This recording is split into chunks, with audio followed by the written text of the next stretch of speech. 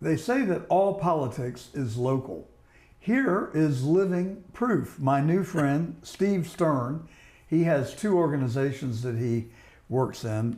Well, three actually. The Precinct Project USA, the flagshirt.com, and he is the vice president of the Broward, Florida GOP. He is kind of doing what, maybe he was Scott Pressler's inspiration, I don't know. One of them got word of the other, I think, and he's doing very similar work to what Scott Pressler did in Pennsylvania. Steve, welcome to The Truth. Thank you very much. So Scott, we've talked to Scott a couple of times. Scott likes to do everything himself. So we're a national group. We do everything for free. I started in the Broward Republican Executive Committee about 25 years ago. When I first got in, it took 3 months before they answered the phone. It took 3 months before they sent me an application. Then when I sat down in there for the first time, nobody came up to see me. Second time, the same thing. So at the end of the executive meeting, I went up to the chairman and I said, hey, I'd like to take over the phones and I'd like to be the membership chair. She said, oh, that's great, because we don't really have anybody doing that. So I picked up the phones. There was 185 messages on there, and we got 23 new members. I'll be darned. And so, you know, it's a lot happening the same way all over the United States. So a lot of people ask me how we got involved going forward and how we got so big and what we're doing. Well, what happened was Steve Bannon, myself, Liz Harrington, Dan Schultz, they started Precinct Strategy. So if you go to www.precinctstrategy.com, that's the start of how people got involved in what the Republican Party was and what you can find out about each state. So about 5 years ago, I was watching Steve Bannon and I saw Dan Schultz on there, and I called him up and told him we had some great success stories in Broward County. And he came back to me and he said, you know what, Bannon is looking for these success stories, and let me see if I can get you on. So he calls me about a week later and he says, call Cameron, his producer, and he's going to get you on. Well, I texted him and he said, hey, we're going to get you on next week, and give me a little background. So I gave him a little background and he says, okay, we're going to get you on this Tuesday. So that Monday night, I got up about 3 o'clock in the morning and I'm making notes, because, you know, you get on TV the first time or radio or whatever you do the first time, you're a little nervous. So I never went back to sleep. So they said you're going to be on about 10:15. So they ring me and I get on, and 10:15 is there, and I hear Bannon in the background on commercials yelling at somebody, and I'm listening. And about 10 minutes later, they said, hey, we're running a little late. You'll be on about 10:45. I said, sure, whatever. And I'm listening to the whole program in the background. I'm hearing everything that's going on. And again, they text me and they said, hey, we're still running late. We had a couple of emergencies. We got to put somebody else on, blah, blah, blah. But anyway, I get on about 11:45. And at that point, I had forgot everything I was going to say. And I was sweating, and I lost about 5 pounds of sweat, because you're sitting back there and you have no idea whether you're getting on or not. And so I get on, and Cameron sends me a text the next day with the link.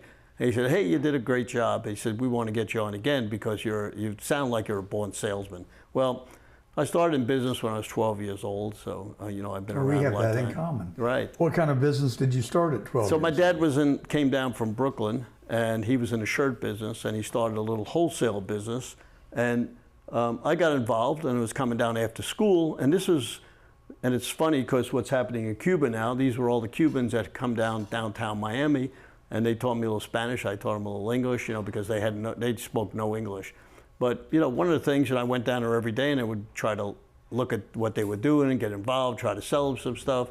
And it worked out pretty good. And, as I got bigger and bigger and better, I made advancements. And what changed a lot of stuff, when I was 18 years old, I was in Dallas at a men's show. They have men's shows. You've been in the business, so they have men's shows, ladies shows. So I happened to be in Dallas, and I went to one of the men's shows, and I walked up to a booth, and I'm standing in front of this booth, and this guy comes up. He's 80 years old. He says to me, son, what are you looking at? Oh, I'm looking at those shirts. He said, oh, you're a smart kid. I'm going to make you a millionaire. I said, what are you talking about? He says, well, I'm 80 years old. I own half of Laguna Beach. I want to go enjoy my life.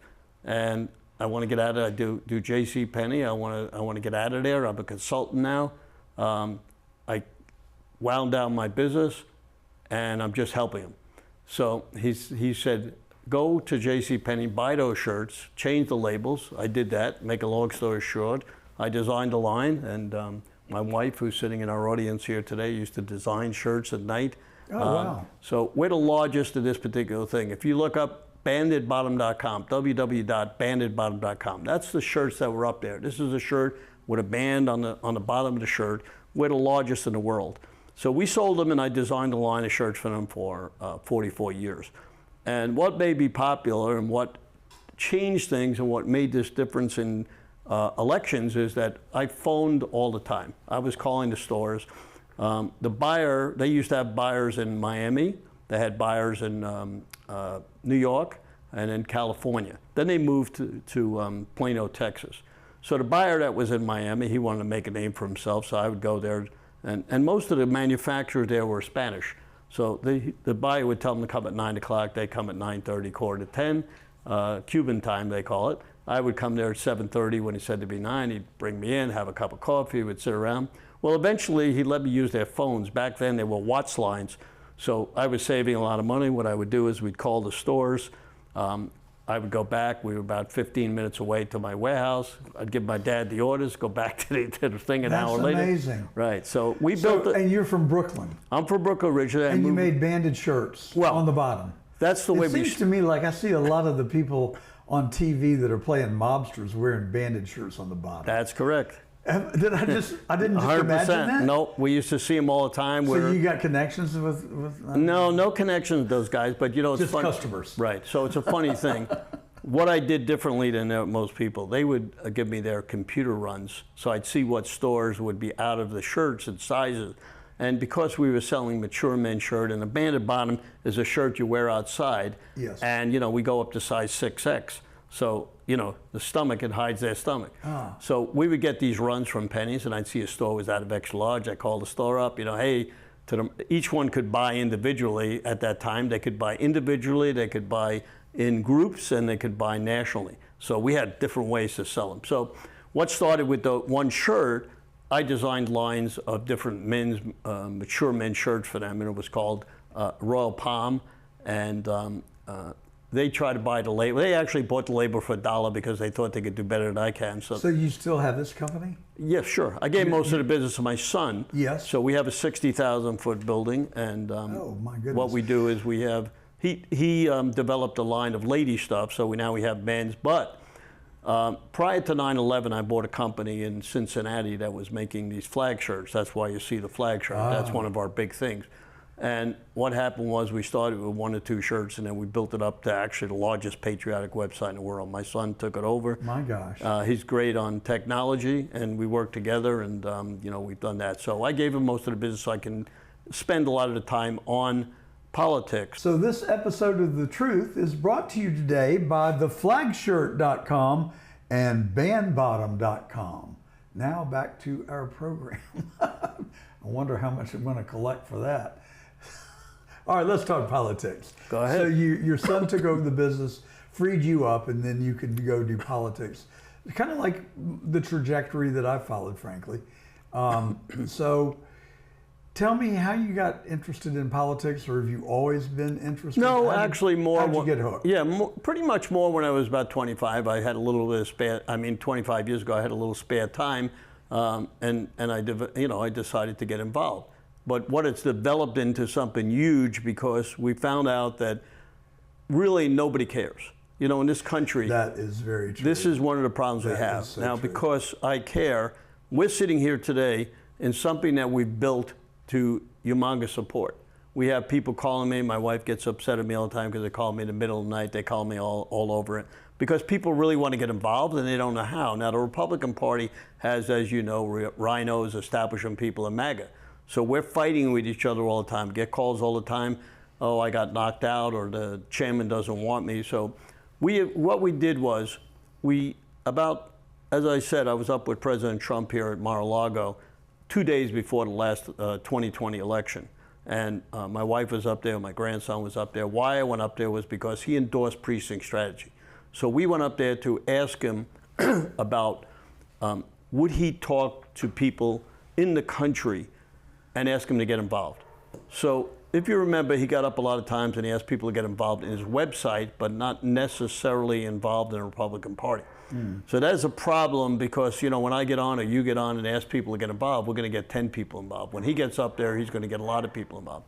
So we were talking about different things, and he actually endorsed 2 of my candidates 2 days before the 2020 election. But he also asked me what I thought about the 2024 election. And I said, of course, things would be stolen during that time. And this was 2020 when he was going to go run again. So all this took place together. And we were doing a precinct strategy Zoom meeting where we were getting 200, 300 people, but it seemed to be kind of fading a little bit because it was very difficult to get those people on. Because once you get involved in precinct strategy, there's really nothing, you know, you get involved and, you know, that's it. So what we did was about 5 weeks after me seeing him, because he asked about the election, I started calling all the election integrity people that I knew. And I got about 100 different people, and we started merging the election security call with the precinct strategy call. Now what that did, it went from 200 to 700 people. 2 years ago, and I had been on Bannon many times, and he would always have me on pretty much when we had our election security call. So, but at this time he did something different. For some reason, you know, some things click, and he said to me, Steve, I know you're the hardest worker in 80, whatever I was, 81 back then, 82, when it happened. And he said, I'm going to do you a favor. He said, first of all, I know I only, you know, on the background, he said, I only have you on 2, 3, 4, 5 minutes. I'm going to have you on about 12 minutes, so make sure you tell people what you're going to do. And he said, I'm going to do something terrific for you. I'm going to put this live on Getter and on the War Room, your election security call, precinct strategy call. I said, well, that's great. Well, next day, Maureen Bannon called, and she said we had 60,000 people on it. I said, wow. You know, why didn't I think of this? So we started getting podcasters together, and that's how I met you. But this is going on for 2 years. We got 150 podcasters. We got OBBM Network. We got Lindell TV. We got everybody that's willing to help us. Now, in this country, you can tell I do everything for free. It costs me money, you know, to do this stuff because, you know, when you go on, you got expenses. So we never ask anybody for money because, you know, luckily I was, you know, got a good career, and, you know, I'm very, very well off due. And you've been successful. Exactly. So when we do these things and have these calls, what made a big difference, and I never knew this was going to happen because you mentioned Scott Presley before, and I'm going to tell you a little bit about Scott and what the difference is. We do this for the country. He does this for himself. There's a lot of stories about him. You know, I like the guy because he's aggressive, but he doesn't get other people together with him, and that's something that we do. Just over this past weekend, I spoke to one of the, you know, Patriot Mobile, right? So his wife, somebody gave me, actually Bannon was in Texas for about a month, and he asked me to help him with the, you know, with the Texas thing and who I knew. I gave him people. So he said, call Mrs. Story up, and you will get a lot of information because she's dynamite. Well, she put me together with many organizations because it's very important in order to spread the word. We're getting about anywhere from 6 to 10 million people on this thing. And the way we do it is by getting all these podcasters, all these networks. John Fredericks puts it on once in a while because you can't knock everybody off. But it's, you know, we have to get the people that are able to stream us. And we have some great people. Now, how did we know we had such a great voice? General Flynn comes on every once in a while. And he invited me to an event up in D.C., which I couldn't attend because I had a back operation. I couldn't make it. About a month later, he called me up and said, Steve, I want to be on the show. I said, well, wait a minute. I always have to call you. How come you're calling me? He said, well, I'm going to tell you what happened. You know, the event that I invited you couldn't come. 4 people from Europe came up to me and said, hey, we heard about your election security call. And he said, wow, how the heck did you hear about it all over there? Well, we're streaming all over. We have a guy that has radio, TV, just like you have all these different networks and everything, and you don't know who's listening. You know, it could be 1,000 people, 10,000. And it's a funny thing, I usually don't go on radio. About a year ago, a guy asked me to come on the show. I never turn anybody down. I said, you're on radio. I normally don't do radio, but you asked, I'm glad to do it. He was in northern Michigan. And after the show, I called him up and I asked him how many people are on. He said 60,000. I said, wow, how did you get 60,000 in northern Michigan? You know, he said, because people are driving, we do this at 8 o'clock in the morning to 10 o'clock. People are driving to work, they're listening, you know what I mean? And we just talk about Michigan, but because you had such a great story, we put you on. And many people called me to get involved in Michigan because they knew how bad Michigan was. So you could see, and of course Bannon has a tremendous audience. You know, when I first get on, I mean, listen, you get on and you're in front of 2 million people, you are nervous, you know what I'm saying? But as it turns out, and I've been on maybe 100 times, we get more and more people involved because he has the people that listen and want to get involved. He has a huge following, exactly, no doubt. And so, well, let's zoom out for a minute. Broward County has been kind of a hotbed for cheating or election irregularities, going back to the hanging chads. Right. I mean, Broward really decided the fate of the Bush v. Gore election, right? 100%. Yeah. And Palm Beach County is not much better, I don't Probably think. worse. Maybe worse. We're sitting here where Ron DeSantis caused regime change in the Board of Elections in Broward. Did that help and improve? It did help it a little bit, but you know what it is every Democratic area. Now, when they brought me on, I work closely with the RNC election security people, even though they don't want me. You know what I mean? Well, but because they don't want interference, they want to do everything themselves, and we have the grassroots people. So what happened was, when I was doing all this election security call, and I did get a text from Susie Wiles, which I keep on my phone because she's blocking us all now, but she did say, thank you for everything you did. And then we said, well, what did we do? He said, well, when you were on, you got 40,000 poll watchers and poll workers. And one of the things we were talking about just now about how the Democrats control Broward, Palm Beach, but many of these areas, such as Detroit, where they asked me to get poll watchers and poll workers, what happened was Detroit gave the Republicans 50 poll watchers and poll workers, and they gave the Democrats 1,500. The Republicans sued them, and they got about another 150. But if you go around the country, and they asked me to get them in Philadelphia, it's all the Democratic areas where it was really bad, and we did get a lot of them, and that's why Susie texted me, and a lot of people texted me, because I went on about 100 podcasts over that period, and we just kept putting up a sign. I'm a little different. What I do is I have all kind of signs. If you see me on Bannon, I hold up signs because I know that most of the Republicans are more mature.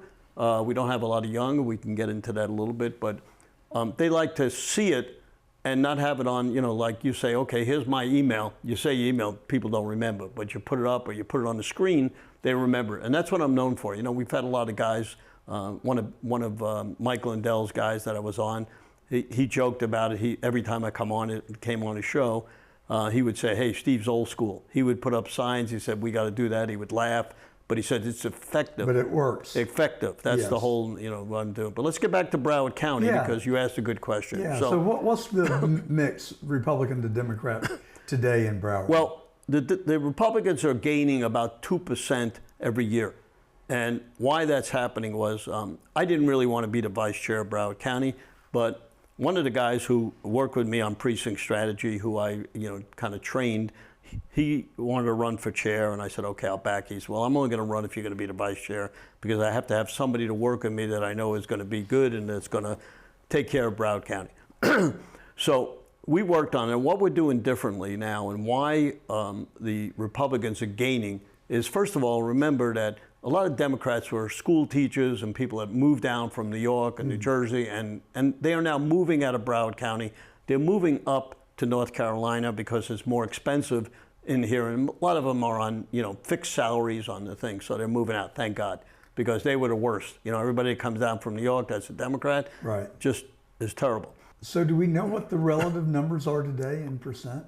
Is it 60-40 Dem to It's about, Republican, well, remember you got the independents. What's happening is, here's what we found out around the country.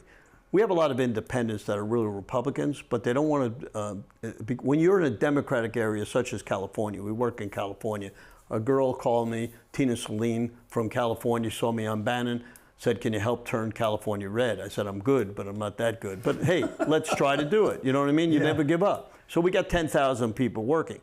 And then I interviewed about 50 candidates to find out what was going on. But when you look at how bad California is, and you know, Steve Bannon once told me, he said, don't work in California, it's a cesspool. I don't want to have anything to do with California, because I wanted to support, I was a Brooklyn Dodger guy, and you know, we had the LA Dodger guy running for Senate or Oh, Steve Garvey? Is that right? Right. And he was terrible. I can't remember what I had for breakfast this morning. Hey, listen. Remember Steve So Garvey. Steve Garvey, which, because I was a Dodger and I liked him, I called his campaign about 50 times to help him. Nobody would return the call. The guy would never do an interview. How do you run for office and you don't even do an interview? It was Somebody crazy. gave him bad advice. 100%. The handlers really get on my nerves. These people I hate to generalize, but by and large, I have not met people that are professional. I don't want to call them grifters because that's too broad a brush, but professional workers in politics. They do it for a living. They really have not succeeded in the private sector doing anything, yet they think they know it all. And I think they really give candidates horrible advice when they tell them, oh, don't go on that interview, don't do this. Trump would go on anybody's show. He'd go on The View, he'd go on that crazy guy on CNN that hated his guts. And he was not afraid to walk into the lion's den. And I think people really respected him for that. Yeah, 100%. I mean, he was look, there's nobody like Donald Trump. I mean, I was in actually a sit-down thing, and the first time that I met him face-to-face and took pictures of him was in the Broward place where they play hockey at the Broward Center. And how I got to see him and this was like an 8-hour event. It was an event where they had different speakers, and we went from room to room meeting many, many top people. And I was there at maybe 7 o'clock in the morning, and I didn't see President Trump till about 4 o'clock. And what happened was I was totally exhausted, and they bring you in a room. There was 25 people that got to meet him. I was lucky because I had a candidate running against Debbie Wasserman Schultz, and she paid some money to see him, and I got a numerous amount of people to come to the event. Would have had 17,000 people to see President Trump. Wow. So we go into this pictures, and I was wearing my button that says Precinct Strategy, or PC, Precinct Committee Man. So he asked me what that was, and I asked him, do you know what Precinct Strategy was? And this was the first time that he got to know what Precinct Strategy was. He said, no, I don't, but we're going to have a little conference here. Everybody's going to get 5 minutes to speak, and I'd like you to tell me what Precinct Strategy was. And that's the first time that, we had a conversation, direct. After I told him that, he said, well, I would have won the 2020 election if I knew about Precinct Strategy. He says, give your cards to my assistants, and I want you to come up to Mar-a-Lago. That's how I got up to him. But also a funny thing was, the time that I got up to Mar-a-Lago, which we talked about, a week before I was supposed to go there, and they canceled. So I figured, I'd never get to see him. But what happened was, they called me the next week, and we were happening to do an event for him that same day. So I was up there at 4 o'clock. The event was 6 o'clock. And what that event was I was part of an organization with Jexit, which was an anti-Semitic group, and another group. And we were presenting President Trump with an award for everything he did for Israel. We showed videos. I worked on that for about 6 weeks with them. It was funny because it was all women and myself and one other gentleman. And it really went over well. He was really, he actually was tearing because we showed a tremendous video of him doing all this stuff for Israel. And of course, you know how much he's done for Israel now. So, and we're in the middle of it, what's going on now. So let's go back to Broward because you asked me a question. Before we do that, since you went here, Jewish people seem to reflexively vote Democrat. Would you agree with that? 100%. Why? They were born. The they were Democratic Party has not done anything for Jews in this country compared to what Donald Trump has done. The Abraham Accords, moving the embassy to Jerusalem, and the foreign aid that we extend, and the relationship that he has with Netanyahu. We can go on and on. And he's trying to bring peace to the Middle East. Correct. So I heard you start to answer, but go ahead and finish. Well, I'm going to give you a funny thing that happened. Yeah. Prior, and I did meet President Trump prior to the two things that we talked about. I met a girl who was one of Trump's people, and we were up in Mar-a-Lago having lunch with this young lady. She invited us up to Mar-a-Lago, not knowing that I would see President Trump. And all these Jexit people were there, and we had about 10 people sitting there. President Trump normally comes in the back of Mar-a-Lago when he plays golf. But for some reason, he came in the front where we were sitting, and he saw the girls that had bags, Jackson, and one of the girls is a friend of his, and he came up to us and he started talking and he said, "Why don't the Jews vote for me more?" Exactly what you're saying. Yeah. And we had, this girl really did a lot of research on it, and some of the things are they're more to the socialistic area. Jewish people tend to want people to get stuff, they want to support people, et cetera, like that. Well, I think Jewish people tend to skew compassionate. Is that a fair statement? Yeah, that's one of them. I'm Jewish, so I'm. Well, and, I'm not blowing smoke. Yeah, no, of course. I have many Jewish friends, and they tend to be very philanthropic, and they tend to have a compassionate side to them, from my observations. And then I don't know whether you ever met Bernie Marcus. He used to live in Boca Raton. Never had the pleasure. Well, I did have the pleasure. He was a remarkable human being. He also maxed out to 2 of my campaigns. I've run for office twice and unfortunately didn't win either time, but he and Ms. Marcus maxed out. And he was a staunch Republican. And I thought that with leaders like him, maybe we could make more inroads into the Jewish community. They are changed, because he had asked a couple of times, and this girl came back and said, yes, you got about 12% more Jewish people voting for you. So they are moving over. Yes. I mean, we saw how bad it was in New York when they got the mayor in there, and so many Jewish people voted for him when he's communistic, socialist, the worst piece of garbage that you ever saw. Totally. But I think it really goes back a lot to what you initially said. People it's not that they don't care. I ran a campaign for governor in Georgia in 1982, I believe, and we had this guy named Matt Reese. He was big as a barn, but he was a Democratic political consultant. And in Georgia, there were no Republicans in 1982, okay? I mean, it was either you were a Democrat or a Dixiecrat. So anyway, Matt Reese, who was brilliant, and he would be an exception to the people I was referring to earlier, he said, when you put people's priorities on a piece of paper, first it's going to be probably their job. They got a boss, they got an income, they need to ensure it. Secondly, their family, their spouse, their children. Then probably their church, their religion. Then maybe it's golf or tennis, whatever they do to recreate. Maybe it's reading, maybe it's movies.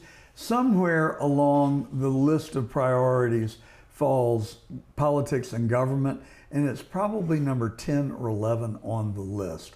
Not because they don't care, but just because they're only 24 hours in a day and they're consumed with the other parts of their lives. Well, that's a good thing you said that, because I'm gonna move to something very important. Next week, Wednesday and Thursday, we're having 2 of the biggest events that probably I've ever had, and I want to explain, because some of the people that are talking are from Georgia, and you're gonna want to come on this thing. So next Wednesday is our election security call, and I just want to read off some of the people who are going to be. We're going to have Dr. Rick Richards, who is from Georgia. He's going to be talking about what he's doing to help Georgia with the voter rolls. Because as you know, they just invaded the Fulton County, took all the ballots, because we all saw how bad it was, and now they did in Maricopa the same thing. And I worked with Michelle Swinnick for 2 years, and she went down and visited the election board and saw how they stole the election from Carrie Lake. And I've spoken to Carrie a bunch of times, and we're trying to get her on. She was supposed to come on our election security call, but she got called away just when she's coming on. Then we're going to have Dr. Robert Epstein. I want to talk about him because Dr. Robert Epstein is a guy that I saw on Cletum Mitchell Zoom. I go on there every Friday to learn more about it. I'm not an expert on election integrity. I bring the experts on, and that's what we do on this election security call. Dr. Robert Epstein is actually a Democrat. I saw him about 2 years ago on Cletum Mitchell's Zoom meeting, and I called him up and I said, hey, I'd like to have you come on mine. Now, why did I have him on? Well, he's got 11,000 people working for him. He's a Democrat. He's a psychological guy. what he does, he goes against Google.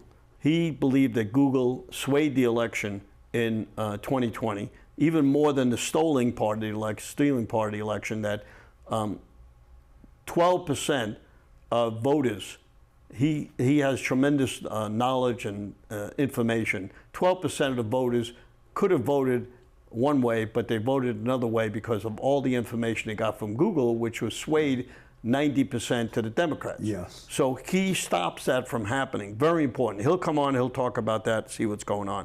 We're going to have a guy, Jerome Corsi. I don't know if you know Dr. Jerome Corsi. Dr. Jerome and Peter Tickton, who you may have met at our event the other day, and Flynn and a couple other people, and are working on executive order. And I'd just like to say, Peter Tickton called me on Sunday and said, can I put your name on a letter to President Trump for all you did for election security? I said, of course.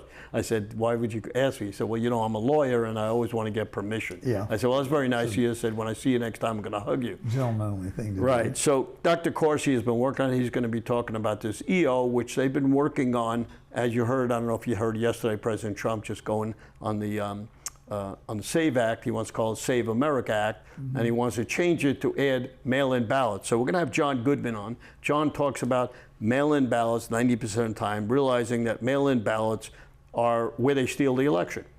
Yes. California, Joe Hoft and myself have worked in Orange County trying to help them. They don't even want help. They just let it happen. If you remember the last election, 3 of our candidates for Congress were winning the election on Election Day. A week later, it was close. They brought in mail-in ballots. The week after that, they brought in more mail-in ballots, and it was tied. The third week, they brought in more mail-in ballots, and we lost the election. Well, how do you bring in mail-in ballots 3 weeks after the election? Doesn't make sense. I guess the postman's really slow out there. So we work closely on that, and John has worked very closely with Tickton and everybody else about mail-in ballots. And yesterday, or the day before, when President Trump was in Miami, he talked extremely a lot on mail-in ballots. Right. So we understand on that. Well, I worked on the election case in Georgia with Bob Shealy, Charles Bundren, and Preston Halliburton, Jeffrey Satir, and Perdue against the Fulton Board of Elections. We have 4 witnesses who signed affidavits saying they saw a pallet full, approximately 20,000, absentee ballots, all scored identically, untouched by the human hand, filled out by a printer. And it's just scandalous that can happen. Wasn't it funny how all this fraud, and you saw it in Fulton County when the people were taken from underneath the tables, yeah, and putting them into the machines, the same ballot 14 times. Yeah, so exactly. When we see this, are our eyes not seeing what everybody else in the world is seeing? I don't know. it just boggles my mind why people are not outraged. Right. And, I want to start a conversation in America and title it, On What Can We Agree? Can we agree that killing someone is wrong? Can we just start there? And can we agree that you should not steal? What else can we agree on? That you shouldn't lie? That the truth is more important than getting your way by telling a lie. Exactly. Can we agree that we don't want stolen elections? Because if we can't agree that we're not going to have stolen elections, then it then becomes a competition to see who can be the biggest crook. Is that the country that we want to live in? Well, we don't, but the Democrats want to do that because that's the way they win. I mean, Well, I think they're counting on us being honorable and not cheating so they can cheat and win. Well, take a look at all the ways that they can cheat, because that's what our election people are saying. For sure. We're going to have Captain Seth Keshel on, who you asked about Republicans and where they're gaining. Well, Florida 3 years ago was more Democratic, and it started building. And we now have 1.3 or 1.4 more Republicans. We have many states that Seth Keshel is telling us we are now more Republicans. Nevada is 0.01 more Republicans than Democrats. Do you think the migration has had something to do with that? I think a lot of people see how bad the Democrats are all the way to the left. So we have one thing, California people that are Republicans are moving into Nevada and into Texas. Right. Also, we have a lot of Democrats who see how bad things are. Democrats don't want to be all the way to, no, I shouldn't say that. All the Democrats don't want to be all the way to the left. So many of them have moved to independent And what we did in Broward County, getting back there because I'm a Broward County guy, we sent out over 80,000 emails. We spent a lot of money. You ask what we used the money for. Sure. That we gained. Well, we used it to send to all the houses that have one Democrat, one Republican in it, to try to switch the Democrats into Republicans, of which we did 1,400 that we know about, and about 700 into independent. So you could see that's where it's happening. Now, we're also, 2 weeks ago, we sent out 100,000 emails out and text out to black Republicans, because that's one place that they don't go after. So all these things that we're talking about in our election security, in our precinct strategy, we're going to tell people. Now, let's get back to why people are, people are lazy. And that's one of the reasons why we don't have a lot of people working. When you say people, no, they have a life, they come home, they drink a beer, they watch TV. Well, let's say we get 1 million people give us an hour a day. How many hours is that? That's 1 million hours. So if we had 1 million hours, I didn't even do good at math, and I can do that one. Right. So who doesn't have an hour a day? Can you tell me that all these people in the United States don't waste an hour a day doing nothing? Oh, for sure. So that's where we have many ways now we're going to talk to people and ask them how to get involved, because they see what's happening in this country. Let's face it, if the Democrats take over the House, we are going to see chaos, because they'll never pass anything for President Trump. They'll never do everything. And I listen to people, and we have friends we go out with, and they'll say, President Trump did great going into Iran, but he's hurt the country. I mean, the guy does everything for the country, right? So these people either don't understand what's going on, or they want to. Also, this is important. Yeah. Why are we targeting the Republicans? Why don't we target the Democrats? In other words, when we go out to get things done, a lot of people target the Republicans to get involved. We need to target the Democrats to change to our values, because a lot of those people have our values and are very important. So that's why on a Thursday next week, we're doing this Precinct Project thing. We did talk a little about it, and I know we have just limited amount of time, you got to go. But Precinct Project, why we're doing this, it took me a long time to get one person in every state. You would think it's easy to get that. It took me almost 2 weeks to get somebody in West Virginia and Virginia. Those are the two toughest states to get people to actually do anything.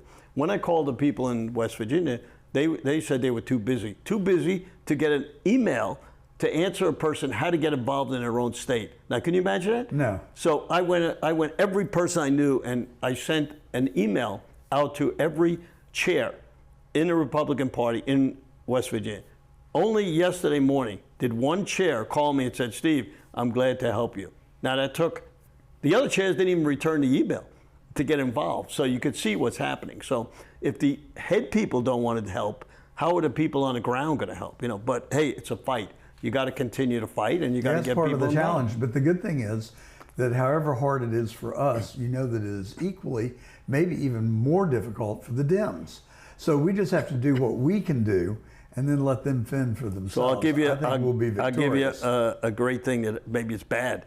I got a text from a friend of mine about 3 weeks ago, and on it said, Democrats take on precinct strategy and have an hour and 15-minute video to teach people what the Republicans already know. Yeah. Now, if the Republicans are doing this, the Democrats, after all these years, find out about it, they realize how important it is of what we're doing. So now we got to even stress more how important it is to Republicans, because they're stealing our book, and we got to make sure that they don't steal us. Now, when President Trump won, one of the things I got on everybody, I knew this was going to happen. People think that President Trump is going to help us win the midterms. He is, but if the people go asleep, which what happens, we've got to win the midterms. Right. What happens in midterms is 80% for president, 22% vote or less for the midterms. That's horrendous. You know what I'm saying? How are you going to get people elected? You know what I'm saying? So who is going to turn out to vote? That's going to be our important thing. So between our election strategy, our precinct strategy, we're trying to get people to turn out to vote. So how do you get them to turn out? What button do you push to get them to go? The only button you could push is to get more people involved. If we have 200,000 people involved in the Republican Party in the precinct strategy just means we're trying to get people involved. That's what we're trying to do. So what do you tell those people to do to get people to go and vote? Well, that's the whole thing. You're going to come on Thursday. Okay. And we're I going to didn't have know that, but I do now. Thursday at 2 o'clock. Both of them are 2 o'clock Eastern time. You go to Stern American Rumble to see it. And we're going to have 5, 6 speakers telling you how to get people involved and what they're doing in their states. We're going to have somebody on from Wisconsin, Arizona, California, Ohio, and Minnesota. And then we're going to have 5 people training you. In other words, people don't even understand what they have to do when they become a precinct committee man. So let me tell you what you got to do. When you get, and you have to be voted in. So it's an election type thing. Now, in certain states, you can get appointed, but normally every 2 years, there's actually an election. So you got to get so many ballots in order to win. If there's 2 people running for your seat and 1 person wins, you are not a committee man or a committee woman. So when you become a committee man or committee woman, you go to meetings. They're usually once a month. You get candidates elected. That's your main job. So if we have 200,000 people, we ask every person to bring 1 person in to the committee. That is our goal. That's when we open up on Thursday, the first thing I'm going to say is, my goal is to get 200,000 new committee men and committee women. How are we going to do it? This is the way these people are going to be on. They're going to tell you how they're going to do it. The first way, every person that's a committee man and committee woman, bring 1 person in. How hard is it? You don't know 1 person? If you don't know 1 person that you can get in, get on the phone, do something. So you got to make phone calls, you got to do poll watching and poll work, and there's all these different type things that you can do. And the nice thing is you meet people. You know, it's like a social event also. We have a lot of social events. You came to one of our events and you saw how great it was. The people got to know each other. We bring different people together and they get involved. There was a nice vibe at that luncheon too. People were very friendly and very congenial. That's because we make it like that. You know, we make sure that people get there early and they stand in the lobby and you saw people talking to each other. And I think you got to see Peter Tickton, which you may never have got to see. He was at the event. And, you know, Dave Bratt, did you get to meet Dave Bratt? I did. So I Dave, had a nice chat with Dave. And I got Peter Tickton's book, and he's going to come on The Truth. So Dave Bratt is an interesting guy. I don't know if you know him or not, but he was a congressman. Yeah, from Virginia. Right. Now, he beat a guy with 150,000 against 6 million. So we always bring him to talk to people on how he did that. And, you know, he explains that. He's also the vice president of Liberty University. But the nice thing about him, you call Dave Bratt up, I call him up. What do you need, Steve?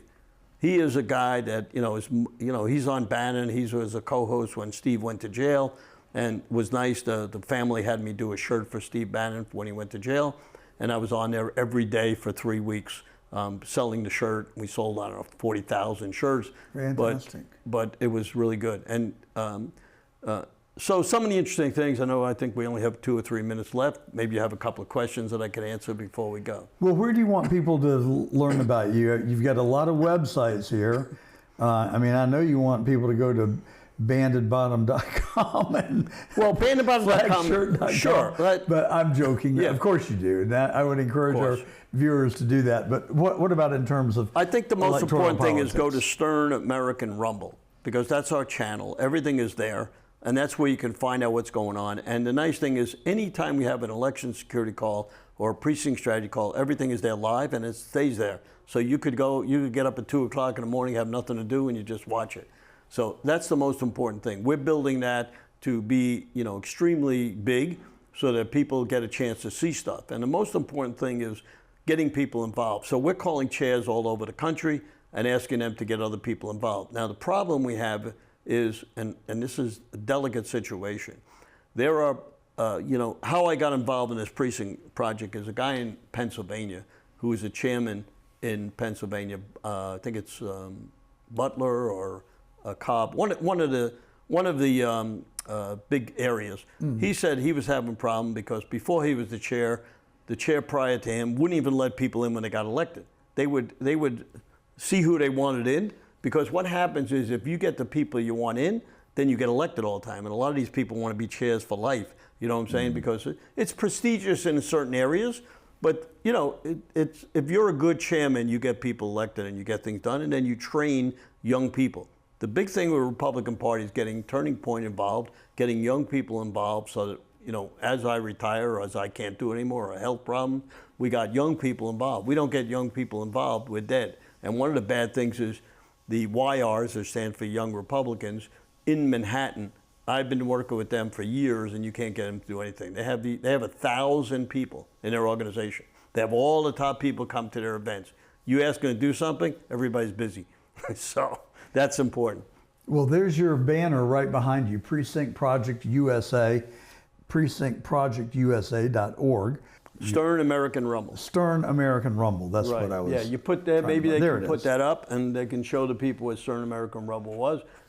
Precinct Project is going to be huge because it's the first time where people can go to a person in their state to ask. Now, people say, why do you have to do that? Well, if you go on the websites of a lot of the Republican areas, they don't have phone numbers. And in some cases, they don't have emails. So how are you going to get a hold of anybody? You know what I'm saying? And we want people to communicate. Communication, as you know and you see, is the most important thing in this country. And one of the things we're going to do going forward, we're going to get a message out eventually through all podcasters, because what's happening is the left has the airways much more than the Republicans. Yeah, for so sure. if we and people seem to be listening to more podcasts than they are TV today. A lot of people are off Fox, they're listening to their local podcast because they're getting the truth. In other words, when I come on your show, I can say the machines stole the election. But if I go on Fox or I go on Newsmax, and they kicked me off Newsmax because I said, hey, I'm going on Lindell TV. They said, you can't mention anything about another. I'm like, what are you talking about? That's ridiculous. Well, I think we need to get back. Another thing we should be able to agree on is that we all have freedom of speech.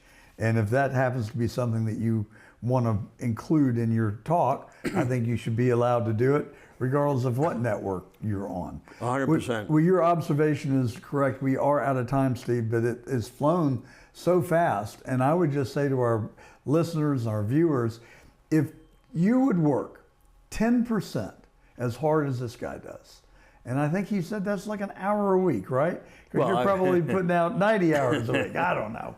But just 10% of your leisure time devoted to politics, you would help save our country. And Steve Stern is my new hero and role model. He's only 84 years young. His wife looks a lot younger than he does, I'll tell you. And but man, he's got the energy of a 20-year-old, and his heart and his priorities are in the right place. So Steve, thank you for coming on The Truth. It has been my pleasure, and that is the truth. And I'm John Gordon.